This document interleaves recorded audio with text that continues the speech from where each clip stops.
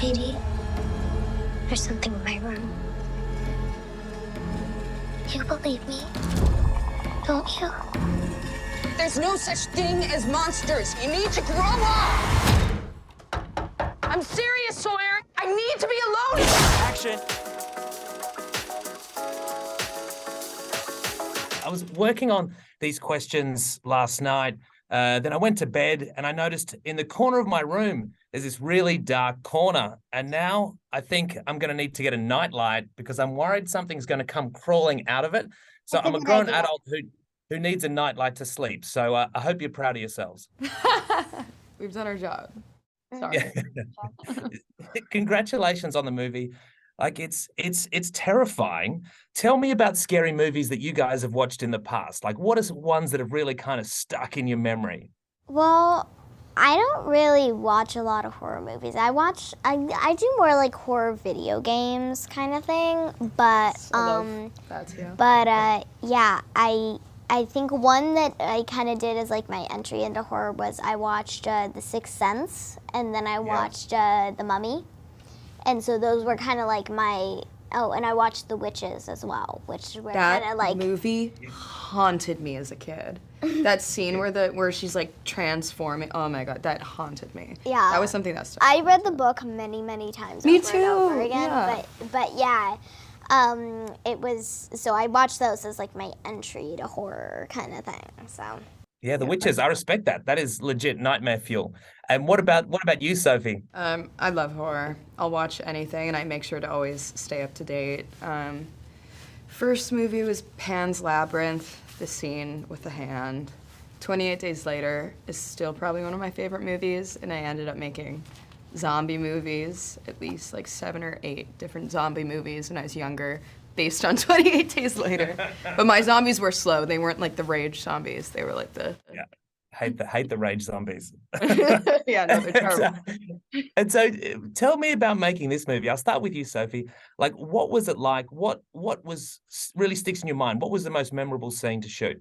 Without spoiling anything, I think there's this one scene, all of us together as a family, huddling up together and finally connecting, because we have such a complicated relationship, all of us together as a family. Like, me and my father are really disconnected, and there's this beautiful scene where he finally opens up. Yeah. And that really stuck with me, and I feel like we were just really good at building a family dynamic on set. So that was probably one of my favorites. And what about for you, Vivien?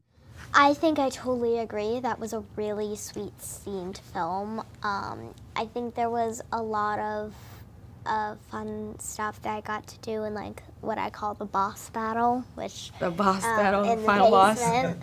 But like there were a lot of fun stunts that I got to do. Some of them unfortunately got cut, which I'm sad about. I remember I had this thing where I got to use like a fireball thing where I like sprayed a lighter with hairspray. I was really upset though because they ended up giving that to Sophie after all the practice. So I was like, I'm so sorry. So I was like, that dang thing's it. scary. That was scary though. The You one did not time, want the to one use time that. I get to do something cool, but That's not true. but You're no, always doing something I did get to do a few fun stunts, which were cool as well. They didn't let me do the TV thing either, which That was scary though. I was that was upset like about.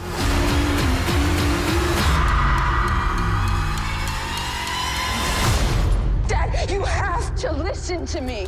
Okay. I'm listening. Sweetheart, let me handle it. And one thing the film does so well is it really draws out the process of actually seeing the boogeyman.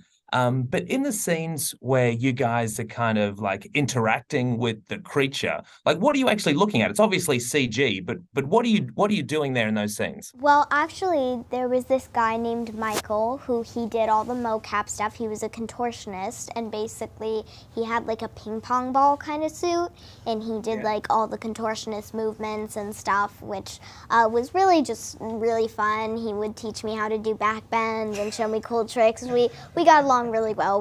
He was one of the people I was closest with on set, which was really sweet. But also they had this VFX boogeyman head that was like the head of the boogeyman that they would put like on the back of a boom like stick, and then they would like wave it around at people. It was kind of funny because it was like a way to get through crowds. You would just like wave it in front of you and be like, "Boogeyman coming through! Everybody scooch out of the way!" On the call sheet. But I remember they would like during the basement stuff, they would like swing it at us, and I would be like, "Can I please have the tennis ball?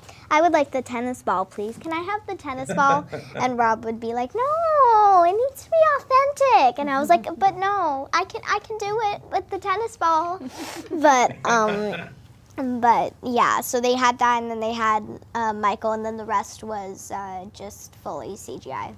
Mm-hmm. Yeah, cool. And Sophie, as a horror movie aficionado, why do you think films where there are, especially young kids, but kids who are experiencing this stuff and their parents don't believe them and they're kind of on their own, why do you think that really resonates with audiences so much? I think it's incredibly exciting for a character to have that arc and that journey where they're questioning their own sanity.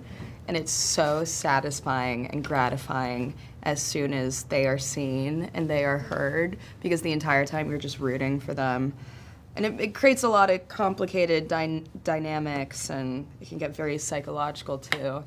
But I think within a younger female character, it brings in this vulnerability that you're sometimes not used to seeing in horror or just movies in general. Yeah. Yeah. Well, we've got time to quickly touch on a couple of other amazing things that you guys are involved in. Sophie, Yellowjackets, such a pop cultural phenomenon. What has that meant to you?